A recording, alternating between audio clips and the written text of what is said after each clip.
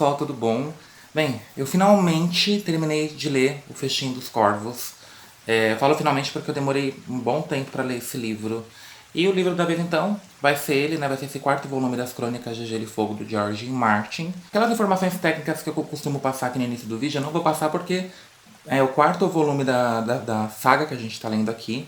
Então eu acho que já estão cansados de saber a editora, o autor principalmente, e enfim. De qualquer maneira, você que não chegou a ver os outros vídeos, né? Você que está chegando nesse vídeo aqui de paraquedas, eu vou deixar aqui em cima um link que tem todo o projeto das Crônicas de Gelo e Fogo. Você consegue ver os 3 primeiros vídeos, né? Que são referentes aos 3 primeiros livros da saga. Esse livro foi publicado nos anos 2000. Então, como sempre, o George Martin ele demorou um bom tempo, né, para poder lançar os livros dele. E como a gente até então, todo mundo comenta, porque será que vai sair o último livro, né, o 7º livro, o 6º livro, né? E levando em consideração isso é o que eu falei nos outros vídeos, eu falo de novo, eu acredito que sim. Acredito que pode ser que saia ou não, né, mas vamos tentar manter a esperança que o George Martin vai finalmente terminar essa saga. Mas como a gente já sabe também, a última temporada da série na TV, né, na HBO, também já está disponível. Então, óbvio que eu tomei vários spoilers em relação ao final da saga, né? Mas vamos, enfim, vamos cada um vídeo a gente vai falando do respectivo livro e capítulo, temporada e tal. Vamos falar hoje sobre o Festim dos Corvos, que na série corresponde à 5ª temporada. Bem, nesse 4º volume, o George Martin ele vai dar uma pausa na história, né? Então a gente vai ter aqui uma visão diferente de Westeros e a gente vai perceber que os problemas, os conflitos que ocorrem ali em Westeros, eles são muito além, né, do que todos aqueles conflitos que a gente já sabe, de Cersei, de Tyrion, de Daenerys e por aí vai. Então a gente agora vai entrar em contato com outras casas menores e os conflitos que elas sofrem. E além disso nós vamos entender que essas casas menores elas também estão incluídas em toda essa guerra dos 5 reis, né? Então alguns personagens não vão aparecer aqui, que é o caso da Daenerys e do Tyrion, muito embora eles sejam citados em capítulos de outros personagens que vão aparecer. Outros personagens também vão ganhar voz, aqui personagens que já existiam, personagens que não existiam, até então não eram tão citados aqui na saga, nesse aqui eles vão ter um protagonismo muito maior.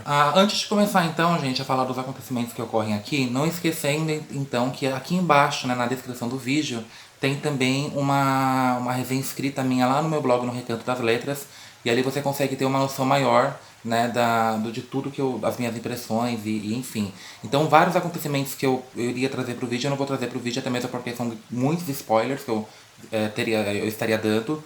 Então pra vocês que não tem problema, ou já leram um livro, ou não tem problema com spoiler, sei lá, pode dar uma olhada aqui na resenha escrita que ali tá tudo bem detalhadinho, tem muito mais informação do que eu vou passar aqui. Bem, uma das principais casas que não teve tanto protagonismo nos outros livros, e nesse aqui vai aparecer bastante, é a casa Greyjoy. O Balon Greyjoy, né, que era o rei ali das Ilhas de Ferro, ele morre. E aí, os 3 irmãos dele vão entrar então ali, vão fazer uma assembleia, fazer uma votação ali de qual será o próximo rei que vai governar as Ilhas de Ferro. Bem, vai ter muito acontecimento em relação a isso, eu não vou expor aqui no vídeo.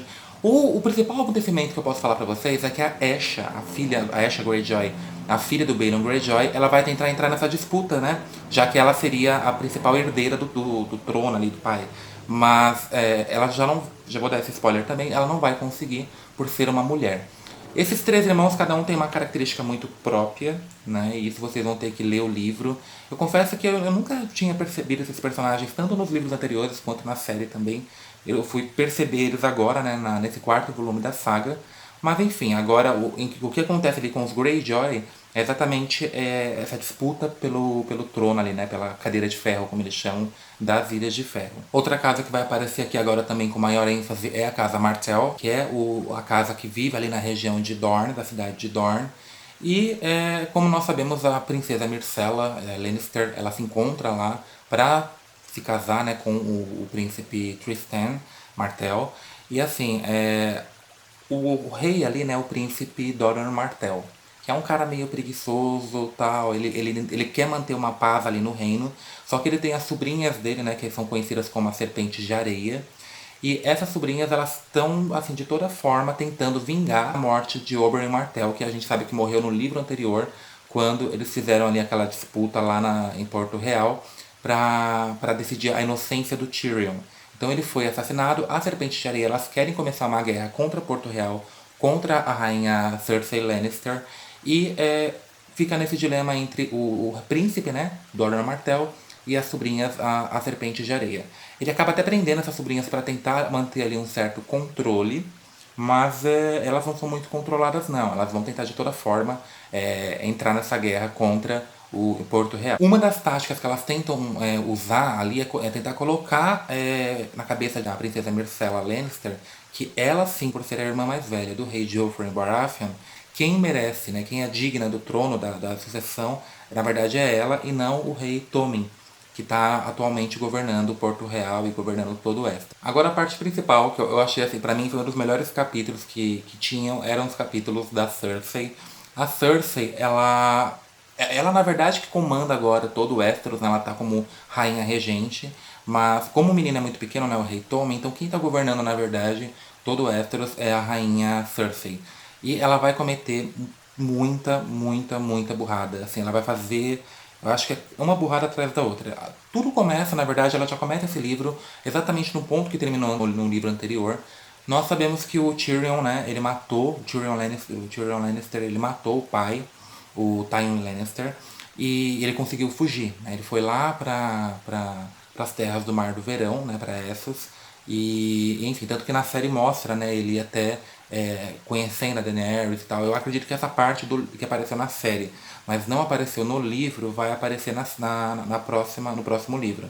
E outra coisa, gente, em relação à série que a gente pode conversar aqui, é, se você tá achando que a série ela é exatamente como esse livro, não. Né? Eu já tinha ouvido falar mesmo que quando chega a partir da quinta temporada, a série acaba meio que se distanciando um pouco dos acontecimentos do livro.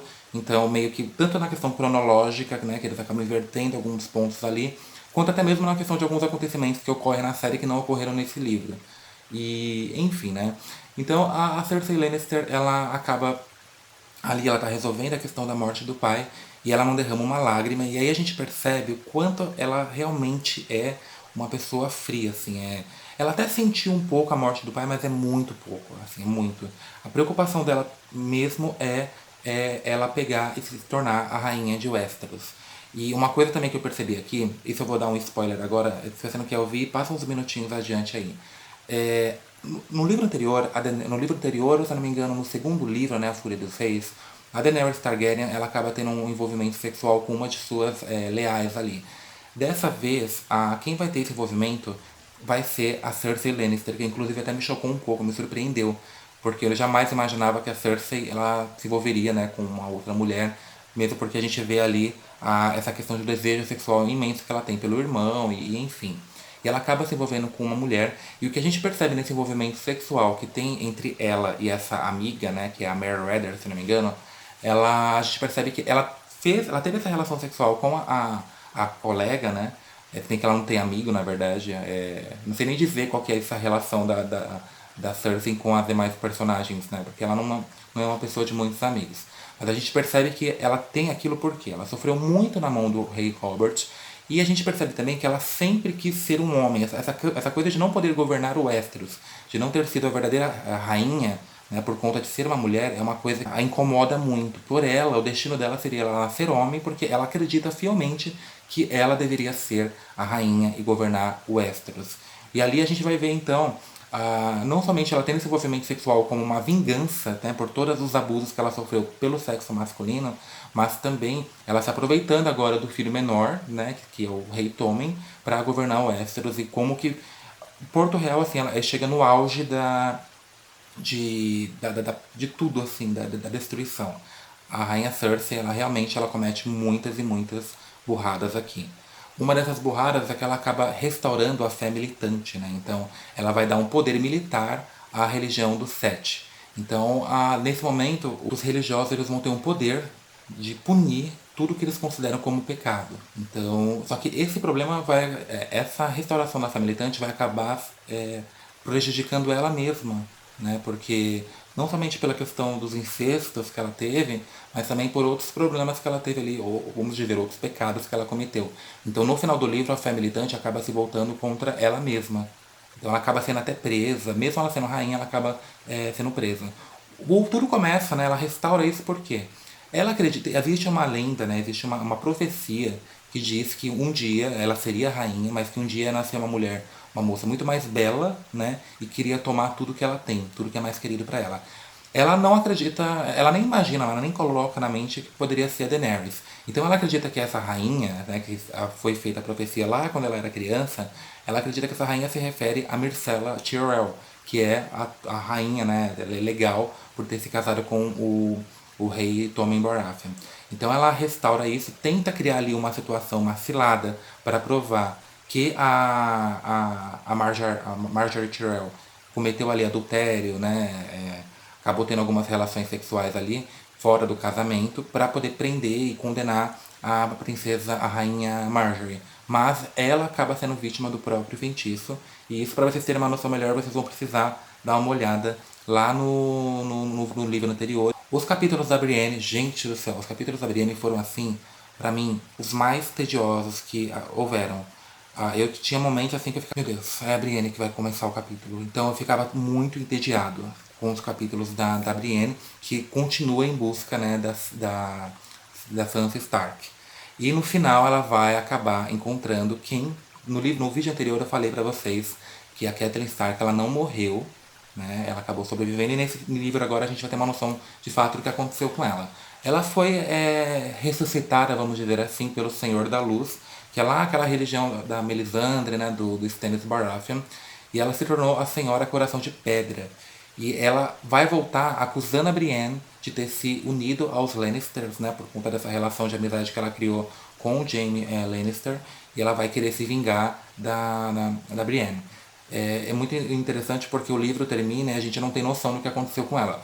O que parece é que realmente ela conseguiu se vingar, mas a gente vai ter uma noção de fato do que aconteceu com a Brienne só no próximo livro, que é A Dança dos Dragões. Bem, e a Arya Stark, ela vai lá para Braavos e ela acaba então entrando na Casa do Preto e Branco, que é a casa do Deus Estranho, que é uma das 7 qualidades ali da religião dos 7, que é o Senhor da Morte.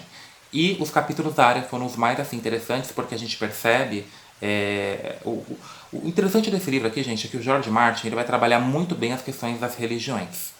Então, ele vai detalhar muito bem a questão da religião do Senhor da Luz, a religião dos Sete, enfim. Então, a gente vai ter uma noção muito maior do que são essas religiões. Quando ela chega nessa casa, ela tem que se tornar uma ninguém, né? Que os discípulos do Senhor, do Deus de várias faces, né? O Deus de várias faces, o Deus estranho, é exatamente fazer com que os seus adeptos, eles coloquem de lado tudo que lhes pertence, né? E quando eu falo tudo, é tudo mesmo. O nome, a família, os seus próprios sentimentos, para você se tornar um ninguém. Quando você se torna um ninguém, você consegue, então, trocar, né, de rostos. Você pode ter vários rostos ali. E também você tem uma capacidade de dominar a morte. Então, o objetivo da Arya, como ela tem aquele desejo de matar várias pessoas, né, a Rainha Cersei e por aí vai, entrar, se tornar uma ninguém, para acabar matando essas pessoas. E o que a gente percebe assim é que a Arya, ela realmente ela vai passar por um processo ali, um treinamento, ela tem que passar por um treinamento bem rigoroso dentro desse templo religioso, né? E esse treinamento ele é muito show. E eu achei os capítulos da Arya e os capítulos da Cersei os melhores que houveram. Bem, uma das coisas que eu menos gostei, gente, foi o fato do George Martin, nesse livro, ele trocar o nome dos personagens assim, à vontade, assim. Ele troca o nome dos personagens no momento que ele quer, a hora que ele quer. Você percebe, né? Você tá lendo ali e você fala, entendi quem é tal pessoa. Mas eu achei tão desnecessário isso, trocar o nome dos personagens todo momento, sabe? Confundindo um pouco a nossa cara. Porque já não é uma leitura fácil.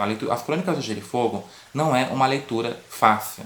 E então, especialmente quando você pega o primeiro livro e tal. Então você tem que ter muita atenção quando você tá lendo. Não é uma coisa que dá pra você meio que entender muito fácil. Às vezes exige até uma pesquisa e tal.